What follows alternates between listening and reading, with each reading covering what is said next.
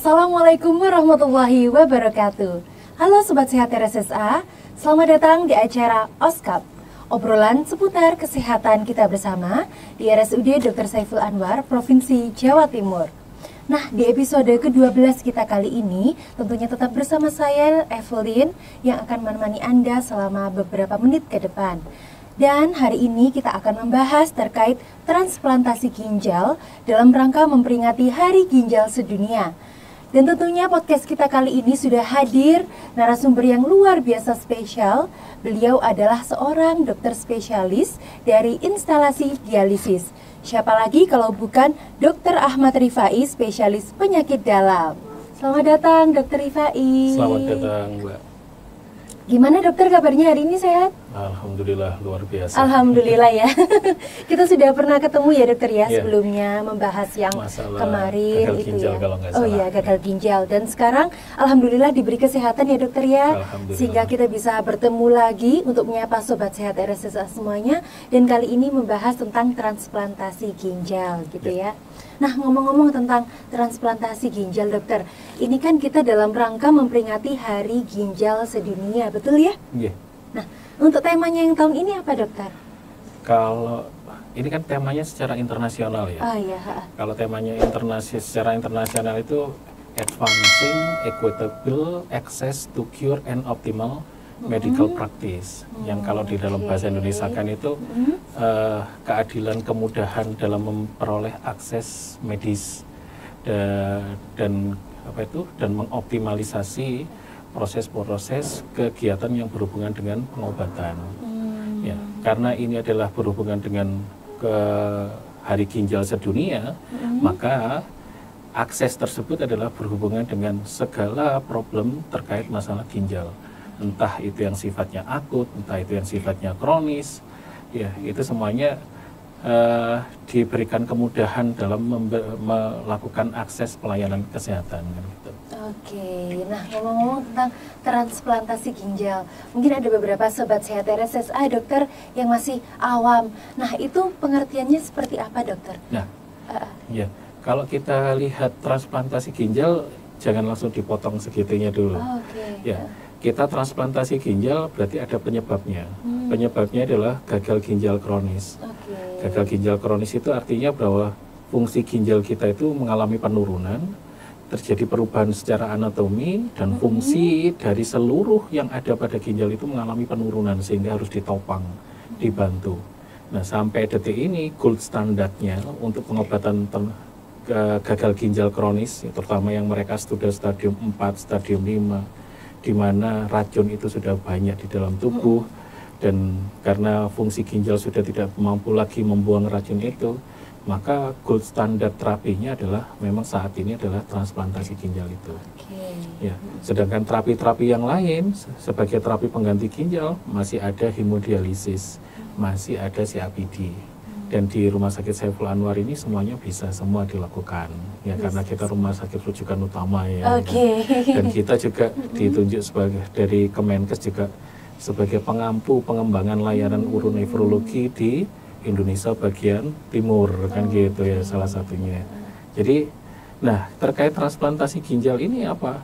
Transplantasi ginjal itu memindahkan, ya memindahkan ginjal dari orang yang sehat ke ginjal ke tubuh orang yang sakit, sehingga harapannya dengan ada ginjal yang sehat di dalam tubuh walaupun cuma satu, itu orang bisa hidup layaknya orang normal, karena ginjal yang sehat tadi berfungsi kembali layaknya orang normal, seperti itu. Jadi pemindahan, ya. Jadi ginjal itu kan ada dua ya. Iya. Ginjal itu ada dua, meskipun ginjal ada dua, jangan disebut ginjal-ginjal gitu ya. Iya. Cukup ginjal saja, karena cukup ginjal beda saja. Sama paru-paru ya. Ya, kalau paru-paru harus disebut dua-duanya kan gitu. Ya, karena ada dua, maka satu diambil untuk dimasukkan ke orang yang sakit gagal ginjal tadi, sehingga fungsi kembali secara normal, fungsi pembuangan kembali secara normal, fungsi regulasi kembali secara normal, fungsi sintesis pun kayak vitamin D, kayak eritropoietin itu kembali secara normal lagi. Jadi seperti itu. Oke. Nah biasanya orang juga dengarnya ada istilah cangkok ginjal. Itu apa sama dokter? Sama. Kayak transplantasi. Ya iya sama. Kalau cangkok ginjal, kalau misalnya tumbuhan itu kan kita masukkan ada batang, kemudian ditempelkan atau dipotongkan bibit yang lebih unggul, kemudian kan disambungkan gitu ya. Sama dengan ginjal ini.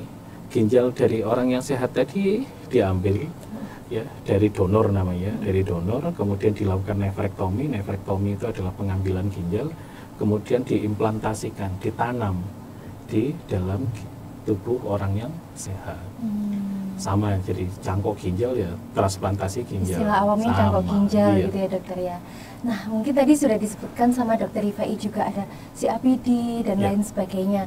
Nah beberapa mungkin masih bingung dokter terkait oh ini pasien ini harusnya cuci darah nih, oh pasien yang seperti ini kategorinya harusnya sudah cangkok ginjal. Nah pasien yang seperti apa dokter yang mungkin harus cangkok ginjal gitu? Ya. Yang harus cangkok ginjal pasien yang gimana? Rata-rata semuanya ya intinya di sini adalah mereka-mereka yang sudah masuk kategori gagal ginjal. Nah gagal ginjal itu kan kita ada stadiumnya tuh Mbak. Ya. Ada stadium 1, ada stadium 2, ada stadium 3, ada stadium 4 dan ada stadium 5 tuh. Stadium 5 ini yang dikatakan sebagai end stage renal disease, sudah gagal ginjal terminal lah istilahnya kan gitu. Kalau sudah gagal ginjal. Nah, mengategorikan stage 1, stadium 1, 2, 3, 4, 5 dari mana? Dari sisa fungsi ginjal yang ada. Ya. Dan yang ada sekarang itu yang seharusnya kita bicara seharusnya mereka-mereka yang sudah stadium 4 itu sudah diperkenalkan dengan namanya renal replacement therapy, terapi pengganti ginjal. Terapi pengganti ginjal. Sehingga pada waktu dia sudah masuk stadium ke-4, di mana sisa fungsi ginjalnya itu berkisar antara 30 sampai 15, itu harus diperkenalkan si pasien dan keluarga itu untuk memilih terapi pengganti ginjal apa yang akan dilakukan ke depannya. Apakah itu cangkok ginjal, apakah itu PD, peritoneal dialisis, ataukah itu hemodialisis. Ketika pilihannya adalah transplantasi ginjal, sesegera mungkin dia harus mencari donor. Ya, donor yang paling baik ya yang paling dekat hubungan kekeluargaannya lah, paling baik lah. Dalam artian paling baik itu ya paling minim resiko penolakan dan sebagainya. Penolakan itu rejeksi dari tubuh itu dan sebagainya. Harapannya itu kan paling dekat dengan si pasien itu secara kromosom, secara genetikalnya itu lebih baik lah, kan lebih dekat kan. Yang kita lakukan pengaruh ternyata ya dokter ya. Misalnya dari ibu ke anaknya, dari bapak ke anaknya, dari adik ke kakaknya, kakak ke adik, atau sebaliknya kan, misalnya seperti itu. Itu kalau bisa stadium 4 itu sudah masuk. Karena apa? Ketika kita itu sudah stadium 5, ya namanya racun itu sudah numpuk. Kalau sudah racun itu sudah numpuk, rata-rata ya gejala-gejala yang diakibatkan oleh racun yang sudah numpuk itu sudah mulai muncul. Mual, muntah, gatal-gatal, tidur tidak bisa, bahkan pada kondisi tertentu sudah sesak nafas, sudah gangguan kesadaran dan sebagainya kan gitu. Nah kalau sudah seperti itu, maka kita akan menunggu, bukan berarti tidak diperbolehkan, kita akan menunggu kondisinya stabil dulu baru dilakukan cangkok ginjal. Kalau kita pada waktu stadium 4 itu sudah memilih cangkok ginjal dan ada donor yang bersedia, kita lakukan screening dan hasilnya bagus, match gitu, ya kita lakukan, dan ini yang dikatakan sebagai preemptive transplant. Jadi pasien itu secara dini ya tanpa adanya gejala uremic symptom atau racun yang berlebihan di dalam tubuh, dia sudah dilakukan cangkok ginjal. Jadi dia tidak merasakan gejala racun yang tinggi di dalam tubuh. Ya, jadi seawal mungkin. Tapi meskipun tidak seawal mungkin tidak bisa karena menarik donor untuk beribah kepada kita. Kan orang kadang ngeri ya dokter ya, walaupun hubungan keluarga gitu. Hubungan keluarga kan berpikirnya saya bisa nggak hidup dengan satu ginjal, nanti ke depannya saya gimana? Ya kayak apa tuh? Kayak kalau ginjal kita sudah diambil satu, kita kayak apa itu runtuh. Lebih awal lebih baik ya. Jadi pada stadium keempat itu dilakukan cangkok ginjal yang kita katakan sebagai preemptive transplant, sehingga pasien itu tidak merasakan yang namanya uremic symptom. Uremic itu kan racun. Racun yang dihasilkan oleh tubuh akibat sisa metabolisme, dan itu harus dikeluarkan, dan pengeluarannya melalui ginjal. Ketika ginjal kita kan menurun fungsinya, maka racun ini kan numpuk. Ya, penumpukan racun ini yang memberikan dampak pada keluhan fisik pasien. Dan itu kalau misalnya dilakukan pada stadium 4 misalnya, ya keluhan-keluhan itu tidak akan terjadi. Tapi meskipun demikian, kalau misalnya dia sudah masuk stadium 5 dan sudah menjalani cuci darah, ya baik itu cuci darah melalui mesin itu yang dikatakan sebagai hemodialisis, atau cuci darah menggunakan rongga perut sendiri yang dikatakan sebagai peritoneal dialisis, kedepannya dia mau ganti transplantasi ginjal, gak ada masalah. Ya, gak ada masalah. Yang terpenting di sini adalah ketika tidak ada kontraindikasi bagi pasien tersebut. Oke, nah biasanya pasien yang mungkin akan transplantasi ginjal itu prosesnya berlangsung berapa lama, dokter, operasinya? Kalau operasinya rata-rata kita kalau sekarang ya, kalau dengan kecanggihan yang ada di Rumah Sakit Saiful Anwar kita ini, ya kecanggihan dan kemampuan secara secara keterampilan dari para dokternya ini, ya itu rata-rata 4 jam itu 4 sampai 5 jam lah maksimal itu sudah selesai semuanya. Oke, itu jadi hampir mirip kayak apa namanya, operasi-operasi yang lainnya pada umumnya. Iya. Gitu ya. Nah itu biasanya pendonor sama pasien langsung digabung gitu, dokter, ya, atau bagaimana? Jadi pendonor itu di ruang tersendiri, terus kemudian resipien di ruang sendiri. Ada yang sifatnya connecting room. Jadi jadi Rumah Sakit Saiful Anwar ini sudah punya connecting room, tapi connecting room untuk operasi. Jadi ketika bersamaan jalannya, ya, si donor ini nanti dilakukan untuk persiapan tempat implantasinya di sana. Kemudian si resipien itu dilakukan pemanenan atau pengambilan ginjal. Ya, ginjal tentunya setelah melalui proses screening yang ada. Nah, screeningnya ini ada 4 tahap. Apa tuh, dokter? Ya, screening. Sebelum screening pun, screening kesehatan 4 tahap itu masih ada proses sebelumnya lagi. Jadi prosesnya agak panjang untuk ke arah. Bisa jadi pendonor gitu ya? Ya, untuk menjadi pendonor dan untuk menjadi resipien itu prosesnya tidak langsung ujuk-ujuk datang langsung dilakukan, enggak. Kalau misalnya beda dengan apa itu operasi-operasi yang lainnya.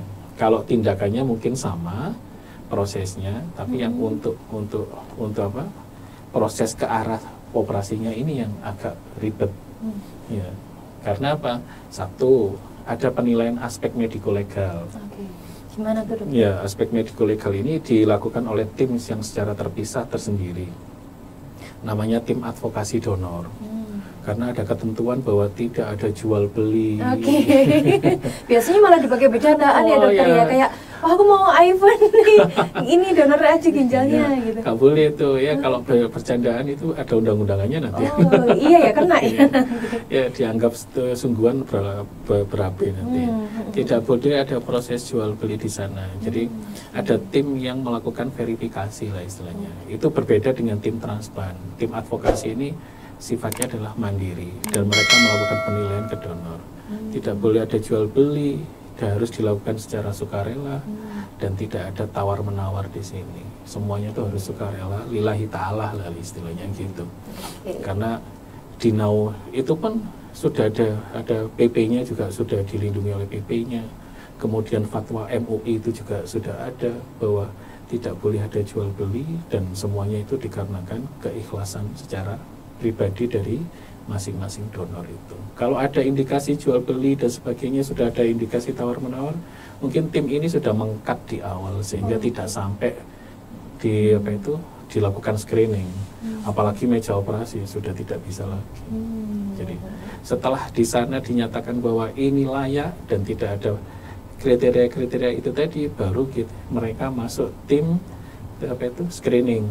Ya, tim screening kesehatan itu mulai dari pemeriksaan yang rutin kayak fungsi ginjal untuk donor ya, fungsi ginjal, kemudian fungsi liver, ya kemudian masalah elektrolit, kemudian tahap kedua itu terkait serologi. Serologi itu terkait resiko-resiko infeksi yang kemungkinan kedepannya bisa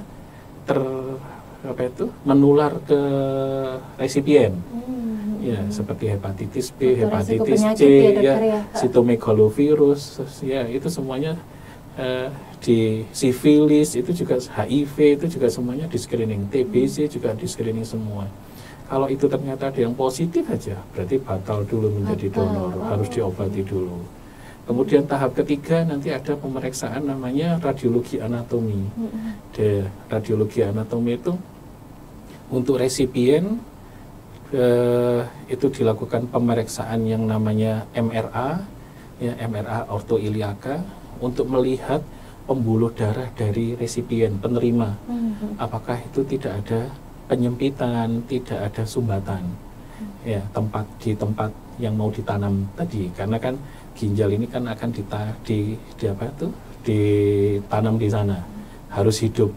Salah satu yang menghidupinya adalah berfungsinya atau aliran darahnya tadi lancar itu tadi. Ya, sedangkan untuk donor itu akan dilakukan pemeriksaan CT angiografi ginjal. Ya, jadi untuk melihat ginjalnya itu seperti apa secara anatominya, kemudian pembuluh darahnya itu seperti apa, yang tidak lain dan tidak bukan ini untuk tindakan bedah untuk lebih safe, karena melihat anatomi secara utuh sebelum dibuka itu, mana saja yang mau di-cut, mana saja seberapa panjang di-cut-nya. Nah, itu juga menjadi pertimbangan tersendiri dengan pemeriksaan itu.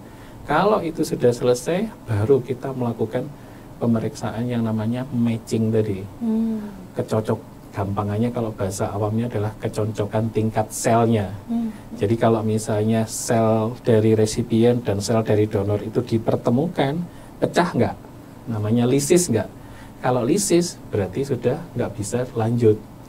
Ya, berarti tingkat rejeksinya itu tinggi, kemungkinan seperti itu. Nah, ya kemampuan dari Rumah Sakit Saiful Anwar sendiri itu dari pemeriksaan untuk screening tahap 1 sampai tahap yang paling advance sendiri itu sudah bisa dilakukan di sini semua. Ya kalau dan rumah sakit kita untuk pemeriksaan HLA cross matchingnya itu dengan sistem yang ada sekarang itu setara dengan pemeriksaan yang ada di luar negeri kayak di Amerika, di Singapura, dan bahkan menjadi salah satu rujukan utama untuk pemeriksaan itu di Indonesia. Wah, keren. Ya, gitu ya. Nah tadi Dokter Rifai juga menyebutkan kan beberapa tahapannya banyak ya dokter, mulai dari advokasi sampai yang tadi itu match apa enggak gitu. Nah tadi itu juga sudah disampaikan sama Dokter Rifai kalau misalnya si pendonor ini kalau ada screening penyakit yang memang salah satu saja positif harus disembuhkan dulu ya dokter, sebelum memang nyampai ke pasiennya ini. Nah kalau dari beberapa tahapan itu semisal dari hubungan ibu dan anaknya segera membutuhkan ginjal tersebut, tapi ibunya masih ada yang positif. Nah itu apakah diperbolehkan untuk ginjal yang mungkin kromosomnya berjauhan seperti si pasien ini dengan orang yang pendonor nggak kenal gitu dokter? Atau gimana? Jadi gini, kalau misalnya ada yang sifatnya absolut, ada yang sifatnya relatif kan. Kalau misalnya dari serologi, resiko infeksi itu misalnya ada hepatitis. Kalau misalnya ada sifilisnya, ada HIV-nya, ada hepatitis C-nya, hepatitis B-nya, kemungkinan ini akan ditunda dulu sampai pengobatan itu selesai. Tapi kalau misalnya ini selesai, kemudian tinggal pemeriksaan cross matchingnya, dan ternyata kecocokan tingkat selnya pada tahap keempat pemeriksaan tingkat kecocokan selnya itu tidak terlalu bagus, maka kita akan ditawarkan karena pasien ini masuk kategori high risk. Jadi kalau misalnya tingkat kecocokan resiko itu ada yang sifatnya low risk, medium risk, sama high risk. Kalau sudah pasien ini kategori high risk, dan kalau dalam tanda kutip bahwa tidak ada calon donor lain selain donor itu, misalnya dari ibu ke anaknya dan suaminya misalnya nggak ada, ya terus keluarga dari ibunya semuanya juga nggak ada, Tidak dia juga berkenan ada, juga anak tunggal gitu ya. Maka kalau seperti itu sudah high risk dan hanya ada satu-satunya di situ, ya kita lakukan suatu proses desensitisasi namanya. Desensitisasi itu adalah menurunkan kadar antibodi di dalam tubuh resipien. Ya, jadi si penerima ginjal nanti kalau itu ternyata antibodi terhadap donornya ini banyak, dan ini sudah bisa dideteksi juga selain gambaran peta kromosom, peta genetik HLA itu di Saiful Anwar ini juga bisa mendeteksi adanya donor spesifik antibodi. Jadi artinya apa? Ada antibodi yang sifatnya spesifik yang ada pada donor dan itu terdeteksi pada resipien. Dan kalau itu ternyata tinggi, maka ini bisa kita lakukan proses desensitisasi. Dan syukur alhamdulillah di Saiful Anwar pun juga bisa dilakukan proses itu. Memang prosesnya panjang, antibodi dipres, ditekan, nanti ada prosesnya. Ya, peralatannya juga cukup canggih, di sini juga ada semuanya. Ya, terus sarana prasarananya juga ada, obat-obatannya juga ada semuanya, juga di sini ahlinya juga ada di sini. Lengkap sekali sudah, ya. Apalagi yang tidak ada di Saiful Anwar ya untuk ini. Dan itu bisa ketika nanti sudah diproses desensitisasi, programnya sudah selesai, dilakukan tes antibodi, kecocokan antibodi lagi.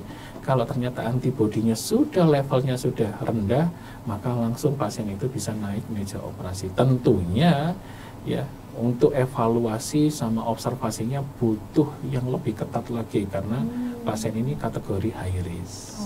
Kalau misalnya itu gak ada pun dan dipaksa pun itu bisa, dan alhamdulillah di sini secara impact-nya sudah mumpuni, sudah bisa. Oke, jadi jangan ragu ya dokter ya, RSSA gitu ya. Nah, dari si pasien sama pendonor sendiri dokter, setelah melakukan operasi ini kita boleh beraktivitas secara normal lagi, itu jaraknya berapa hari dokter? Kan kita punya panduan itu Mbak. Buku panduan itu mereka akan dipandu pada saat selesai operasi, kemudian dinyatakan stabil, kondisi ginjalnya sudah kembali normal lagi. Ya, ketika cakok ginjal itu kan harapannya kencing itu keluar toh. Ya, itu paling bersyukurnya itu kita di sana ketika sudah disambungkan terus kencing itu keluar, kita tuh ada yang tepuk tangan, ada yang sujud syukur karena setetes kencing bagi orang gagal ginjal itu sangat-sangat ada harganya. Makanya itu pertandanya ya. Makanya kalau anak-anaknya ngompol gitu jangan dimarahin ya. Walaupun nanti kita jadi ibu itu repot ya dokter yang bersihinnya. Jangan dimarahin karena itu setetes air seni itu sangat bermakna untuk orang gagal ginjal. Berarti ginjalnya normal gitu. Ya ini intermezzo aja. Jadi setelah ginjal itu berfungsi dengan banyaknya kencing, kemudian fungsi ginjal membaik, dilihat dari hasil pemeriksaan racun ureum kreatininnya itu sudah turun ke tingkat yang normal, ya, maka pasien ini akan diperbolehkan pulang. Ketika diperbolehkan pulang, memang ada hal-hal yang sifatnya dalam 2 sampai 4 minggu selama di rumah perawatan mandiri itu harus ada kehati-hatian, sehingga nah ini kompleksitasnya dan seriusnya tim transplantasi ginjal di Rumah Sakit Saiful Anwar itu juga kita juga sebelum pasien pulang ini kita juga melakukan home visit, melihat kondisi rumahnya itu seperti apa, pengaruh ya dokter? Ya, resiko-resikonya ada di mana saja, ya, pencahayaannya gimana, jangan sampai kelembapan dan ininya semuanya juga memberikan dampak yang tidak baik pada mereka yang sudah dicangkok ginjal. Itu kita lihat tim ini datang ke sana dan akan memberikan rekomendasi apa-apa saja yang mungkin perlu pembersihan, ya, jangan sampai ada hal-hal yang berisiko menularkan itu. Dan nanti secara bertahap itu 2 sampai 4 minggu itu sudah bersosialisasi, 4 minggu lah bersosialisasi dengan orang dengan penuh kehati-hatian. Kalau tuh pun misalnya bertemu dengan orang, misalnya orang tersebut itu ada batuk, ada pileknya, ya mereka kalau yang batuk pilek tidak memakai masker ya mereka yang pasiennya itu sendiri yang memakai masker. Terus yang berikutnya juga pengobatan, tetap meminum obat-obatan imunosupresan dalam artian untuk mencegah terjadinya rejeksi itu tetap diminum secara kontinus seumur hidupnya. Dan itu obat-obatannya juga di BPJS bisa di cover. Oh, bisa. Padahal harganya mahal. Jadi ternyata itu setelah pasien mendapatkan donor ginjal ini nggak hanya berhenti di situ ya dokter, tapi ada beberapa pantangan dan beberapa hal yang harus dilakukan untuk menjaga kesehatan tubuhnya gitu ya. Yang terpenting itu ini, kita harus mengevaluasi kenapa sih dia sampai gagal ginjal. Dalam artian apa? Mendeteksi faktor-faktor resiko sampai dia gagal ginjal. Jadi kalau misalnya faktor resikonya dia itu ada diabetesnya, dia itu ada hipertensinya, maka meskipun dia sudah dicangkok ginjal bukan berarti bahwa faktor resiko itu hilang. Nah, karena tidak hilang, maka tetap faktor resiko itu harus dikontrol dan dikendalikan. Ya, jadi obat-obatan, aktivitas fisik, di diet itu tetap harus dijalankan sesuai aturan. Ya, jadi kalau misalnya pasien gagal ginjal akibat dari diabetes yang tidak terkontrol, setelah transplantasi ginjal diabetesnya harus terkontrol. Kalau misalnya dia sebelumnya terkena hipertensi, ya hipertensinya harus terkontrol terus. Kalau sebelumnya dia kena gagal ginjalnya karena asam urat yang tidak terkontrol, asam uratnya harus terkontrol dengan baik. Jadi kita pantau faktor resikonya supaya apa? Supaya dia tidak jatuh pada gagal ginjal berikutnya. Ya, jadi kalau dalam ketika kita cangkok ginjal itu kan ginjal lama itu akan masih ada. Ya, ginjal yang lama itu 2 ginjal kanan kiri di donor itu di resipien itu masih ada dan itu tidak kita buang, tidak kita apa-apakan. Kemudian ditanam ginjal lagi baru 1. Terus nanti kalau suatu saat fail lagi, gagal lagi, ya ditanam lagi kalau mau transplantasi. Jadi di dalam tubuhnya ada 3-4 ginjal gitu. Jadi bukan berarti kalau misalnya mau transplantasi ginjal, kan ada 2 nih dokter, satunya dibuang, nggak gitu ya dokter ya? Tetap ya berarti tetap waktu untuk membuang itu butuh waktu yang panjang. Dan itu juga dibuang dan tidak dibuang juga nggak ada makna klinisnya. Nggak ada pengaruhnya. Ya, ada pengaruh. Jadi tetap ya dokter ya. Tadi mikirnya juga, berarti kalau 1 ditambah, satunya dibuang dong. Gitu. Enggak ya dokter ya. Kita pernah ada pasien itu yang second transplant. Ya, dia sudah 2 kali. Jadi dia pernah transplantasi di luar negeri, kemudian faktor resikonya tidak terkontrol kembali dengan baik. Setelah 9 tahun dia datang ke kita dengan kondisi gagal ginjal dan dia ditransplantasi ulang di sini. Jadi di dalam tubuhnya ada 4 ginjal. 4 ginjal. Nah, itu tadi dokter Rifai sudah mengatakan adanya jarak 9 tahun ya dokter. Iya. Nah, mungkin dari pendonor ini yang mendonorkan ginjalnya ke pasien ini memang ada beberapa kemungkinan yang menjadikan fail lagi gitu dokter. Iya, itu yang saya katakan tadi itu. Ya, faktor resiko yang tidak terkontrol tadi. Karena apa? Karena sampai detik ini di dunia manapun termasuk di Indonesia, faktor yang berpengaruh atau menyebabkan gagal ginjal itu ya diabetes. Nomor 2 adalah hipertensi. Nomor ketiga itu asam urat. Gitu. Terus sama yang lain-lainnya terkait masalah masalah keradangan ginjal dan sebagainya itu juga menjadi penyebab. Tapi 2 hal ini yang menjadi pokok dan momok itu ya, diabetes dan hipertensi. Itu harus betul-betul terkontrol. Jadi memang bukan berarti kalau setelah operasi, aku sudah bebas nih, aku sudah sehat, terus hidupnya ngawur kayak kemarin lagi, makanannya tetap nggak dijaga gitu ya dokter ya. Justru kita harus tetap menjaga kebiasaan dengan pola hidup sehat ini supaya tetap terkontrol kesehatan ginjalnya, supaya nggak transplantasi ginjal lagi gitu ya dokter tidak gagal ginjal lagi terus transplantasi lagi. Gitu ya. Jadi memang istilahnya bukan expired, tapi tergantung pola hidup kita juga gitu ya. Baik, terima kasih banyak Dokter Ahmad Rifai. Semoga sehat selalu ya dokter. Amin, insya Allah. Hari ini kita kan membahas transplantasi. Next time kita bahas yang lainnya. Silakan, gitu ya dokter ya. Cuma saya menambahkan sedikit boleh?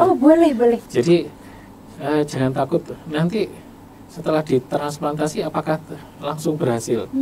Ya, keberhasilan untuk 1 tahun pertama itu rata-rata masih di atas 90%. Fungsi ginjal kita itu kembali. Ya, walaupun dalam artian bahwa tadi saya bilang bergantung pada faktor risikonya itu terkontrol atau tidak. Ketika tidak terkontrol, maka fungsi ginjal ini juga akan bisa mengalami penurunan sesuai dengan faktor risiko yang tidak terkontrol tadi.